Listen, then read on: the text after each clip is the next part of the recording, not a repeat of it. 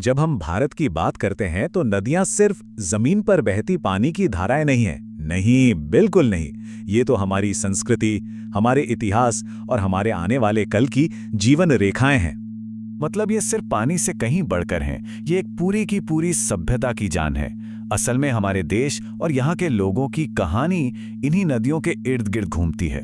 सोचिए, हम इन्हें देवियों की तरह पूजते हैं। इन्हीं के किनारे बड़े बड़े साम्राज्य बसे और आज भी करोड़ों लोगों का पेट इन्हीं से भरता है। पर एक कड़वा सच ये भी है कि आज हमारी यही महान नदियां बहुत बड़े खतरे में हैं। तो चलिए सबसे पहले इसी बात को समझते हैं। देखते हैं इन नदियों का आध्यात्मिक पहलू, जहां पौराणिक कथाएं हमारी आस्था का हिस्सा बन जाती हैं। और जब आध्यात्म की बात हो तो सबसे पहले जिक्र आता है गंगा का। 1 अरब से भी ज्यादा हिंदुओं के लिए गंगा सिर्फ एक नदी नहीं, वो एक जीवित देवी है।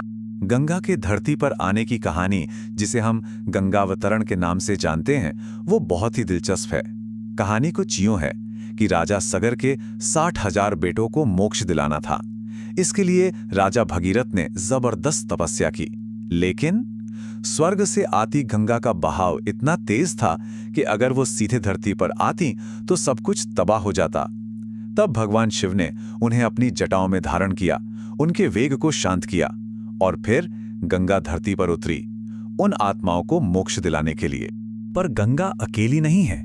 उनकी जो मुख्य सहायक नदी है यमुना, वो भी उतनी ही पवित्र मानी जाती है। असल में ये दोनों मिलकर भारत के 2 सबसे पवित्र नदी तंत्र बनाते हैं। और यमुना की बात करें तो उनका रिश्ता सीधे भगवान कृष्ण से जुड़ता है। उनका पूरा बचपन, उनकी सारी लीलाएं यमुना के किनारे ही तो हुई। यही वजह है कि आज भी मथुरा और वृंदावन इतने पवित्र तीर्थ माने जाते हैं। अच्छा, तो अब आध्यात्म से थोड़ा इतिहास की तरफ चलते हैं, क्योंकि इन नदियों ने सिर्फ आस्था को ही नहीं बल्कि बड़े बड़े साम्राज्यों को भी जन्म दिया है। और ये है सिंधु नदी, दुनिया की सबसे पुरानी और महान सभ्यताओं में से एक। प्राचीन हड़प्पा सभ्यता का जन्म यही हुआ था। सोचिए, आज से हजारों साल पहले, करीब 2500 ईसा पूर्व, मोहनजोदारो और हड़प्पा जैसे शहर सिंधु के किनारे फल फूल रहे थे। और कमाल की बात क्या है पता है? उनकी शहरी योजना, बिल्कुल ग्रिड जैसी सीधी सड़कें और उस जमाने में एक बेहतरीन जल निकासी व्यवस्था। सच में ये अपने समय से बहुत आगे थे। लेकिन आज देखिए, यही प्राचीन नदी आधुनिक भू राजनीति का एक बड़ा केंद्र बन गई है। 1960 में भारत और पाकिस्तान के बीच वर्ल्ड बैंक ने एक समझौता कराया, जिसे सिंधु जल संधि कहते हैं। ये संधि आज भी इसके पानी के बंटवारे को नियंत्रित करती है और अक्सर दोनों देशों के बीच तनाव की वजह भी बनती है। तो फर्क कितना बड़ा है। एक वक्त था जब ये नदी एक महान सभ्यता को एक साथ जोड़ने वाली ताकत थी, और आज ये एक बटा हुआ संसाधन है जिसे एक अंतर्राष्ट्रीय संधि से नियंत्रित किया जाता है और जो राजनीतिक तनाव का कारण भी है। चलिए अब देश के पूर्वी हिस्से की ओर चलते हैं और ब्रह्मपुत्र नदी से मिलते हैं। एक ऐसी नदी जिसके 2 बिल्कुल अलग रूप हैं, एक जो जीवन देती है और दूसरा जो सब कुछ छीन लेती है।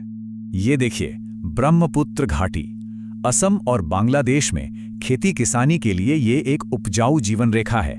इसकी विशालता और खूबसूरती सच में देखने लायक है। तो ये है इसका जीवन देने वाला रूप। इसके उपजाऊ मैदानों में चावल, चाय और जूट की खेती होती है, जिससे लाखों लोगों का घर चलता है। और फिर आता है इसका विनाशकारी रूप। हर साल मॉनसून में आने वाली बाढ़ भारत और बांग्लादेश दोनों देशों में लाखों लोगों को बेघर कर देती है और भारी तबाही मचाती है। तो यहाँ एक अजीब सा चक्र चलता है। एक तरफ ये नदी पोषक तत्वों से भरपूर मिट्टी जमा करके जमीन को उपजाऊ बनाती है, दूसरी तरफ मॉनसून की बारिश और ग्लेशियरों के पिघलने से इसका पाट 10 किलोमीटर तक चौड़ा हो जाता है और ये सब कुछ बहा ले जाती है। मतलब यहाँ जीवन हमेशा एक नए निर्माण और विनाश के चक्र में बंधा रहता। और अब बात उस सबसे बड़े खतरे की जो इन सभी जीवनदायी नदियों के सामने एक जैसा खड़ा है, प्रदूषण का संकट।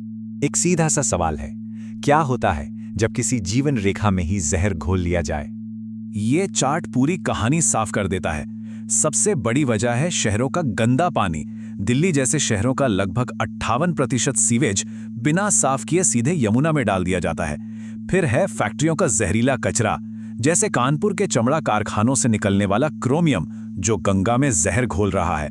और ऊपर से खेतों से बहकर आने वाले कीटनाशक भी पानी को खराब कर रहे हैं। और ये वाकई एक कड़वी सच्चाई है कि जिन्हें हम इतना पवित्र मानते हैं वही गंगा और यमुना आज दुनिया की सबसे प्रदूषित नदियों में गिनी जाती हैं। हाँ, कोशिशें जरूर हो रही हैं। 2014 में नमामि गंगे जैसा बड़ा कार्यक्रम शुरू हुआ था, नदियों को साफ करने और उन्हें एक नया जीवन देने के लिए। लेकिन ये चुनौती इतनी बड़ी है कि अब तक के नतीजे मिले जुले ही रहे हैं।